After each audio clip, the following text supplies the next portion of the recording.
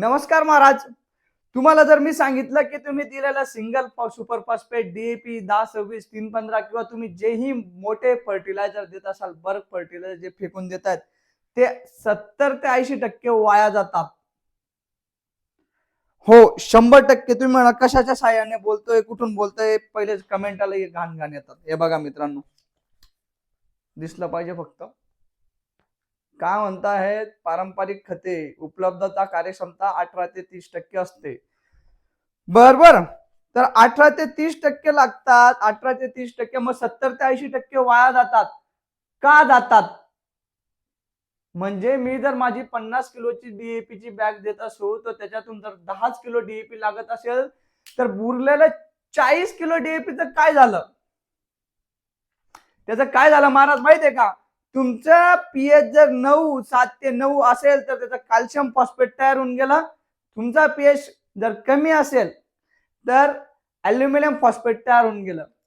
म्हणजे म्हणजे हे लग्नात आलेले असे पाहुणे आहेत की ते जेवून जातात पण मुंदी टाकत नाहीत. ना ते नवरदेवाच्या कामाला येतात ना ते नवरीच्या कामाला येतात.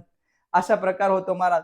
म्हणजे डीएपीतला फॉस्फरस, 10-26ला फॉस्फरस, 3-15ला फॉस्फरस, 24-24ला फॉस्फरस वाया जातो मित्रांनो. किती टक्क्याने? 80%.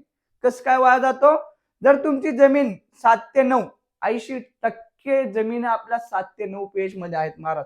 7च्या वरच आहेत. तर तुम्ही दिलेला एवढ्यांचं काय होऊन जातं? कॅल्शियम फॉस्फेट एकदम पक्का दगड होऊन जातो. काय होतं? पक्का दगड. तो हा फॉस्फरस अशा फॉर्म मध्ये जातो की त्या पिकाला घेताच येत नाही.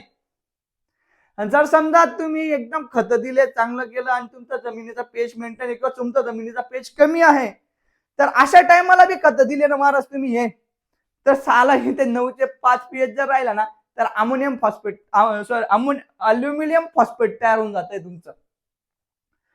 मग मला म्हणजे इकडेही दिलं तरी मग इकडे आड आणि तिकडे कुवा. मग करायचं काय? बरोबर ना? करायचं काय?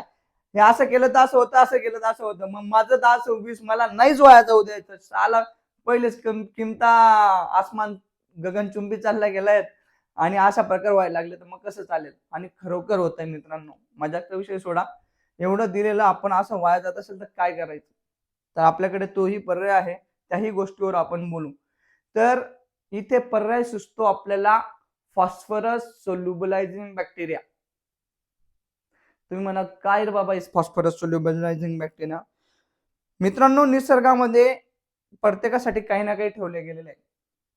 आता हे जे आहेत हे असे पाहुणे आहेत